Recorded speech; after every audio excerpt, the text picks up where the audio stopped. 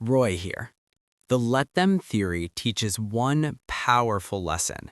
Stop trying to control people and start protecting your peace. If that idea already hits you, take 1 second right now, like the video, subscribe, and tell me in the comments where you're watching from because I want to know how far this message is reaching.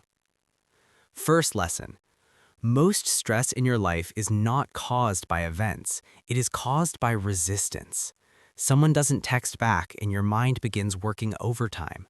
Someone changes plans and suddenly your mood changes.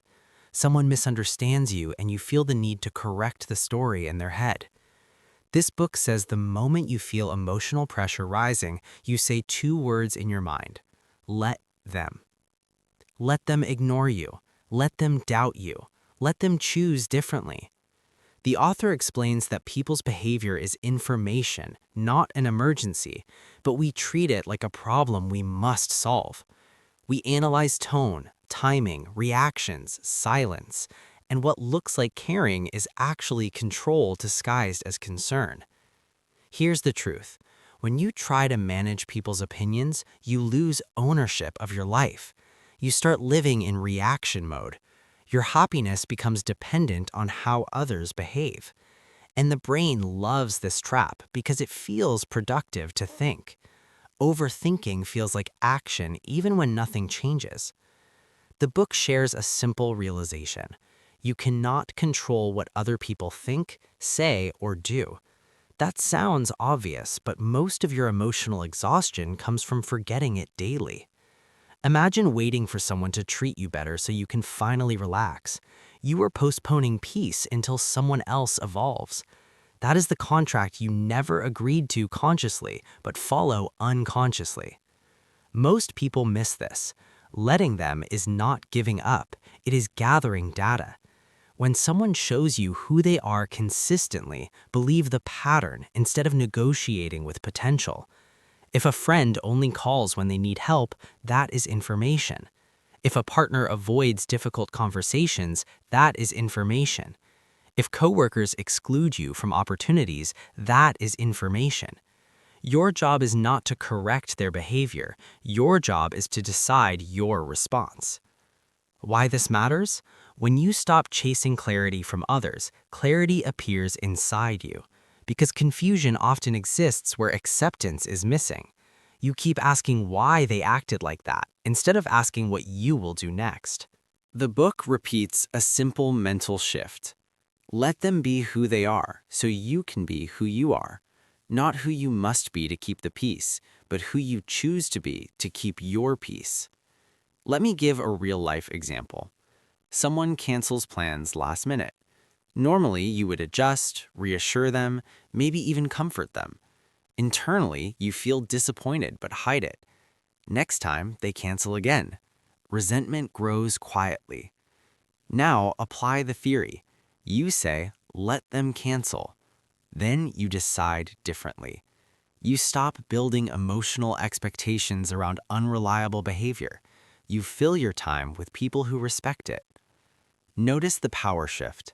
Nothing dramatic happened externally, but internally, everything changed. The author emphasizes another idea. Their behavior is about them, not you. That sentence removes emotional personalization. Not every reaction is a reflection of your worth. Sometimes people are distracted, insecure, overwhelmed, immature, or simply different. How this changes your life. You stop performing emotional labor for adults who never requested self-awareness. You stop rehearsing conversations in your head at night. You sleep better because you are no longer trying to edit reality. Let's talk relationships. You cannot force closeness. The more you chase someone pulling away, the more distance grows. Let them pull away. That space reveals intention. People who value connection move toward you without pressure. People who don't create answers without arguments. And here's the hidden relief. When you stop persuading people to stay, the ones who remain become genuine. At work, this becomes freedom. Someone takes credit for your idea. Instead of obsessing, you let them. Then you act strategically. You document contributions, communicate proactively, and build visibility. Emotional reaction becomes professional response. The book does not teach passivity. It teaches direction. Stop spending energy where you have no authority.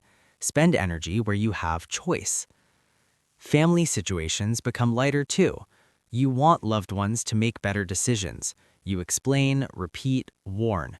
But growth rarely happens under pressure. Let them learn through experience. Support does not require control. Another quote captures this perfectly. You are responsible for your reaction, not their behavior. That sentence returns responsibility to the only place you have power. Over time, something surprising happens.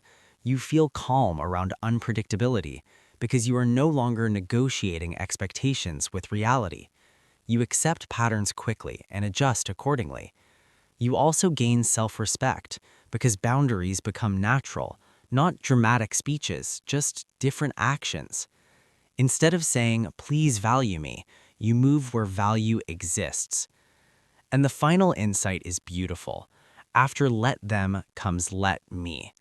Let me rest. Let me walk away earlier. Let me choose peace over explanation. Let me invest attention wisely. Closing thought. You don't find peace by fixing everyone around you. You find peace by deciding what you participate in. People will act according to their priorities. Let them. Your life begins the moment you stop managing theirs.